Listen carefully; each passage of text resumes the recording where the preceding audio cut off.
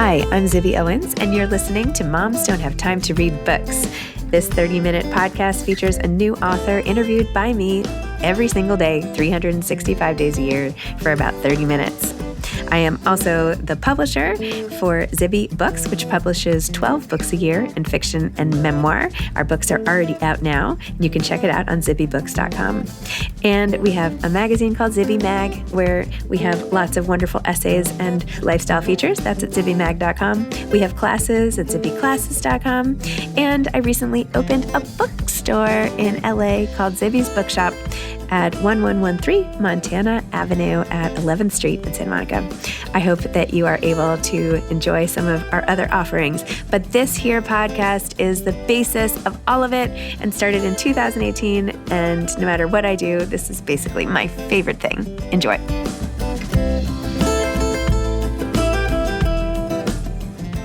Alyssa Ages is the author of Secrets of Giants, A Journey to Uncover the True Meaning of Strength. As a journalist, her work has appeared in Self, Bustle, Slate, GQ, Parents, The Globe and Mail, and others. She is a mom of two, an endurance athlete, and a strong woman competitor. Welcome, Alyssa. Thank you so much for coming on Moms Don't Have Time to Read Books to discuss Secrets of Giants, A Journey to Uncover the True Meaning of Strength. I feel like I need to lift weights just to even have this conversation with you. Thank you for having me. I'm so excited to be here. Tell listeners all about your book. Start from the beginning. So, I was this not particularly athletic kid. I have this very strong memory of playing Little League baseball when I was about 10. And I remembered that I never hit the ball. I don't know, I never made contact with the ball. And for the next 10 years of my life, I told myself this story that I was not an athlete. And so I didn't try anything. And fast forward, I'm working one of my first jobs and I had to play an actual softball game, with grownups. And I went up to bat and I hit the ball and I got on base and I ran off to the side of the field and I called my mom. I was like, I have to tell you something. I finally hit the ball. After all those swings and misses, I finally hit the ball. Aww. And she's like, oh, that's great. But it's not that you never hit the ball when you were playing Little League. You never swung the bat. And it set me off on this kind of, oh my gosh, I've told myself this story for my whole life that I was not an athlete. I was not good at sports. And it turned out that I just never actually tried at all because I was so scared of failing. I went from there and decided to basically swing at everything I could. I started doing marathons, even though I couldn't run more than a mile. I started doing triathlons, even though I couldn't swim more than a lap of the pool. And then I found my way into the strength world, from CrossFit and then into strongman. And the impetus for this book was I've been training in strongman for about 2 years. And explain what strongman is. Oh, yes. So most people, if you know about strongman, you might know it from late night ESPN reruns of World's Strongest Man, where it's just huge dudes lifting rocks and logs and pulling trucks and airplanes and buses sometimes. But there is this thriving world of amateur competitors, and we are literally competing in suburban strip mall parking lots just to see, I don't know, who can do the most stuff with their body and their strength. It's ridiculous, but it's a lot of fun. I'd been training for a competition. I was with my coach in the gym, and I remember I was picking up an Atlas stone, which is kind of that quintessential piece of equipment for strongman. It's like a big round concrete boulder. And I remember feeling really tired. And it was this level of exhaustion that wasn't, this workout is hard, but there's something else going on. I went home that day. I took a pregnancy test. I found out I was pregnant. And then 3 weeks later, I found out that I was miscarrying. Mm-hmm. And I very quickly went from being the strongest I'd ever been in my life to suddenly feeling the weakest and the most vulnerable. Here I'd been for these last however many years, feeling like if I told my body to do something, if I told it to run a marathon or do a triathlon or lift a weight, it would do it. And I told it to stay pregnant and it wouldn't do that. And I lost a lot of trust in my body. One of the things I did as I was kind of going through the recovery from that and going through fertility clinic visits was that I would go back to the gym. And I would work out with my trainer. And I couldn't explain it at the time, but I felt like that was bringing me back to life in a way.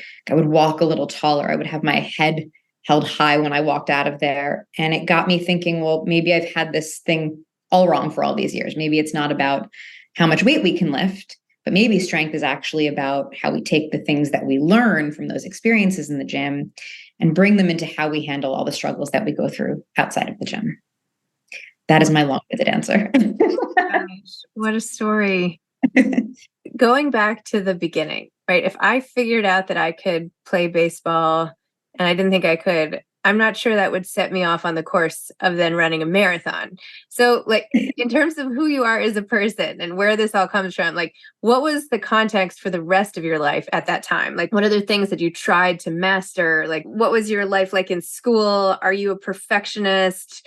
How did this all happen? I would consider myself to be like wildly stubborn and driven. Okay. So if I set my mind to something, I'm going to figure that out. I'm going to do it. The marathon story was a little ridiculous. I was living with a roommate at the time who decided it was the year that P. Diddy ran the marathon. And she was like, let's go watch P. Diddy run the marathon. And we did. And she turned to me and she was like, I think we should do this next year. Let's do a marathon. And I was like, Jenna, you're like a pack-a-day smoker. I don't run. I don't think we're going to do this. But I got that bug in my head. My dad is a marathon runner. And I said, okay, I'm going to run the New York City Marathon. And he just went, okay, I'm going to do it with you. Oh, And we did. We started training together and we ran the marathon together. We've run 4 marathons together. that is so sweet. Oh my gosh. Well, it sounds like you have such a nice relationship with your parents. That's like really great. I mean, that's true. Are you the oldest? What is your family? I'm the only child, and then I have step siblings. Okay. I was going to say oldest or only, but I went with oldest. But, either one of those would have been fitting. Oh. So what are the main takeaways? I understand you go from strength to sort of feeling out of control, which any woman, I mean, and I don't mean to, well, I mean, I have to say woman, any woman who has gone through this whole pregnancy thing and the men who are there as part of it or the partners or whatever, you make plans, God laughs kind of thing, right? It seems out of your control. I say this to my kids all the time. My 4th kid was like, last night, he's like, well, maybe you wish you hadn't had me because then you'd like already be asleep right now and you wouldn't have to put me to bed. And I was no, not at all. But like you definitely take your sweet time showing up, like we can't control these things that are so fundamental to our lives. It's crazy. We should be able to control it the most and we can control it the least. But I've never sort of linked that to my like physical fitness in any way. Mm-hmm. So tell me a little bit more about that relationship and how you feel about that now. Yeah, one of my biggest takeaways was about learning to not just kind of accept failure, but expect it and ultimately kind of learn to love it. When I would go out for a run, when I was training for marathons, I knew that, let's say I went out for an 8-mile run, I knew that barring some catastrophe, I was going to complete that run. Maybe it would be slower that day. Maybe I'd have to take more breaks, but I'd probably get back home. Strength training isn't like that. When I go into the gym, no matter how much I want to lift a weight, that day, it might just not be what my body's willing to do. And as you kind of push more and more towards your limits, and again, that doesn't have to be what I'm doing in strongman, that can be picking up a slightly heavier dumbbell in your group fitness class, right? Mm-hmm. And maybe the instructor in that class tells you to do 10 reps and you can only do 7. But you get that glimmer of, okay, well, this is more possible than I thought it was. I'm so close to it. And maybe if I just do this a little bit differently next time or do this a little bit differently, I'll get there. So you start to understand that failure doesn't make you a failure. It's not this end point, right? It's a point to kind of jump off from. And that became something that I took into the rest of my life. So even writing this book, working on the narrative arc for it and literally putting up Post-its on the wall and then looking at them and going, oh my God, that doesn't work. And your instinct is to like tear it down and say, I'm terrible at this. I'm not going to be able to do it. And I would sometimes go and work out and then get that reminder, that physical reminder that, failure is okay, and come back and look at it and go, okay, how can I rearrange this to make this work the way that I want it to? That was a huge one for me. I think the other one, and the one that I hope really resonates with, in particular, women who read the book, is about body image. I think when we start strength training, we typically get told one of 2 things. Either don't lift weights because you're going to get bulky, or if you're talking to people who are into lifting, they might say, it's okay, you won't get bulky from lifting. But either way, we suggest that bulkiness is this negative thing, right? Mm-hmm. And when I started writing about it, I thought, what is the actual definition of bulky? So I looked it up. Mm-hmm. And the definition of bulky is taking up much space, typically inconveniently. Mm. And it was that little inconvenient part. And I went, oh, I get it now, right? Because taking up space as a woman, it's inconvenient because it's assumed we're taking up that space from a man, right? Challenging gender norms with the way that our bodies look if they're more muscular, that's inconvenient for people. But what the women that I spoke to when I did the interviews for this book and what I learned is that taking up space is awesome. Physically, emotionally, mentally, not just in the gym, but in your home, at school, at work, in social settings. That's what we should be doing. That's what I want my kids to get from my journey and from hopefully when they're old enough and read this book. One of the nicest things that I've heard is from a lot of male readers who've said, I'm buying this for the young women in my life because that's a message that they need to hear. And that's pretty cool. I love that. Oh my God. Do you worry about, or did you worry a lot about injuries? Like, isn't that like a whole threat? Like, I'm just projecting my own worries onto you right now. So did you worry? Like, what if your back goes out? What if you're competing? What if this? What if that? Yeah. The movements that I can control, like a deadlift, where I know kind of how to move my body and brace, I don't so much, but putting things over my head has always been terrifying for me. I've always just assumed that if I get it wrong, it's going to fall on my head. And that was this real fear-based thing and something I explored in the book too, was I actually spoke to someone who's an expert on understanding what fear does to us. And he really helped me understand that the only way around that is to go kind of headfirst into it and really, keep exposing yourself to it until it's not scary anymore. I worked with a performance coach also who helped explain to me, hey, your fear of failure isn't what you think it is. What's happening to you is that you're relying on this idea that you have a fear of failure. And so when you go to lift something, you're thinking about, okay, well, like, it's scary, or, can I tell myself it's light? And what happens is that because you're not actually doing that with the full level of your ability, if you fail, you can say, oh, well, I was just scared. But go into it with these specific cues, because then, if you fail it, you have to accept in that moment that it's not something that you can do yet, but maybe it'll be something you can do down the line, but at least you've given it everything that you had. Was that your approach to writing the book as well? Yeah, as much as I could. The original idea for this book was a history of the sport of strongman. And a lot of very wonderful people in my life said to me, I know you think that's interesting. That's not going to have a wide audience.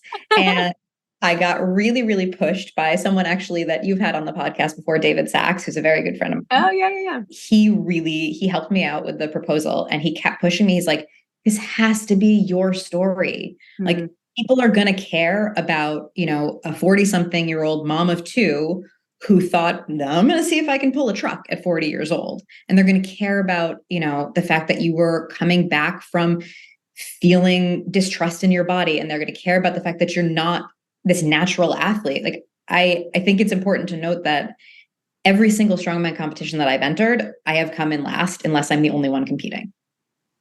And I don't care anymore. I just love it. I love doing it. It's, it's just taking that chance. Isn't it crazy? It's still called Strongman. Yeah. Yeah. I sort of think of it as like Iron Man is Iron Man. It's like almost a corporate name. Yeah. So what is your workout now? Like, what is your daily life like, and where are you on the strong spectrum, if you will? I work out with my trainer once a week. I have built a garage gym that I work out in. And one of my favorite things is actually on Saturdays, instead of waking up at 6 a.m. to work out, I wait a little bit and I bring my daughters in with me. Aww. And I let them hang out on the side while I work out, and they get to try to pick up things. And one of the most powerful realizations for me doing that has been seeing that until you tell a kid that something is not possible for them or something is scary, they don't know that. So my almost 4-year-old the other day was like, I'm going to pick up the sandbag. And it's a 112-pound sandbag. And, if it was something that was maybe in the realm of her ability level and would have been dangerous, I would have said, okay, maybe let's not do it. But I know she's not going to budge it. And so I just said, yeah, go try it. Maybe you can. And she went and she tried, and obviously, it didn't move. But I said to her, okay, so you can't do this today, but I bet you at some point you're going to be able to come back in here and do that. Mm-hmm. And I think that's a really incredible gift to be able to give them. Oh, so nice. Oh my gosh. Wait, so what happened after you tossed the idea and David Sachs told you what to write? Like, were you like, okay, now I'm just going to like whip out a book? No. So I will also say I owe a lot of thanks to Sue Shapiro, whose class I took on pitching, because I had been a journalist for years and then I wasn't for a while. And when I went back into it, I was like, I got to treat this like I'm a beginner. So I took her class on pitching. And one of the best things I learned from that was you have to get really personal and you have to be willing to share the bits that you don't want to share. And so I tried to just do that as much as I could. I would, I'd write a passage or I'd write a section that had an athlete interview in it. And then I would go, okay, now how do I pull that back into something that relates to my life? The body image chapter was by far the hardest one for me to write because I wanted to be able to go from being a victim of diet culture and always wanting to be smaller to in the end going, nope, I don't care. I'm just gonna be bigger. I don't care. And I didn't. That's not real life. And so I tried to share that as openly as possible, this kind of back and forth that I went through as I was building muscle of like, sometimes my jeans aren't going to fit the same way. And it's not easy for me to just go, but that's okay. I still don't like it. But at least now I've learned to kind of challenge that feeling and go, well, okay, why do you feel like that? What's more important to you? Is it lifting this thing and accomplishing something, or is it how you look in your clothes? And sometimes it's one, sometimes it's the other. I'm not perfect, but that was really hard to write. And then obviously writing about the miscarriage and everything was really difficult. But I think one of the most powerful things that I learned doing the research for this and talking to people, I spoke to a couple of people who practice trauma-informed weightlifting, which is basically they work with people who've gone through trauma and help them use weightlifting to heal from that. And I didn't understand when I went back to the gym after my miscarriage, I didn't really understand how it was helping me. But what I learned was that, so in order to do, let's say like a heavy deadlift, right? I'm wearing a weight belt and I have to brace my core muscles to protect my back. And when I do that, I'm feeling my stomach press against this belt. So I'm getting that kind of tactile feedback. And if I'm going to lift that heavy barbell and I'm going to brace my core that way, in that moment, I have to believe that that part of my body that was this site of pain and weakness and distrust could also be a place of strength. Otherwise, the bar wasn't going to move or it wasn't going to move safely. And that was learning that was part of the healing was pretty incredible. So what challenge is next for you? Well, I'm continuing to freelance and try to kind of, put out as much as I can around this book. I feel like, this from writing your own books and having your own publishing company and even just, the core of the book that you just wrote. This part is really challenging. Yeah. I don't think enough people talk about how hard it is after you write the book and put it out into the world and it doesn't go like this. You don't, get on the morning shows the day that your book is out. So for me, a lot of my focus since the book came out and still is just how do I get the word out there? There's times where I feel like I'm hand selling every copy, but I've gotten the feedback that I get when people take the time to send emails makes this all really worth it. Hearing from people, hey, I don't actually lift. I don't do strength sports, but the story of this book was really impactful because that's what I wanted. I didn't want people to look at this and go, oh, this is a book about how to lift weights. Like there's nothing prescriptive in here. I'm not telling anybody how to get 6-pack abs or bigger biceps. And I don't get those by the end of the book either. It's just about what does it feel like to push your limits in any part of your life, whatever it is that you're doing. What does it feel like to go the limits here? And what if I try to go past that? What if I challenge my capabilities? So I guess what's the next challenge is just continuing to put this out into the world as much as possible. There's also, I feel like, this misperception that it has to be done in the first week or two. Right. It's a slow burn. Like I'm still doing events for the memoir that I had come out a year and a half ago. I mean, honestly, it's like, okay, yeah, sure.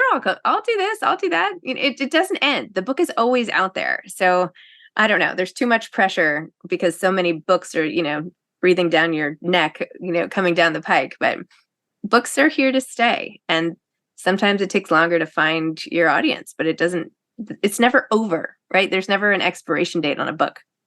Yeah, that's helpful for me to hear. I appreciate that. That's my 2 cents. Anyway, well, what advice do you have for aspiring authors? Honestly, it goes back to the failure thing, which is like, it's really scary to go, I'm going to write a book. I think if you're a writer, that's a secret dream for probably all of us for most of our lives. And if you don't try it, and you're never going to know whether or not that's something that you could do, and fail, it's okay. Fail, rip it up, start again, keep working at it. And I also think whatever outlet there is for you outside of writing, find that and do that and take those breaks. Because I lift a lot, but the biggest thing for me actually was often going on a run. Mm-hmm.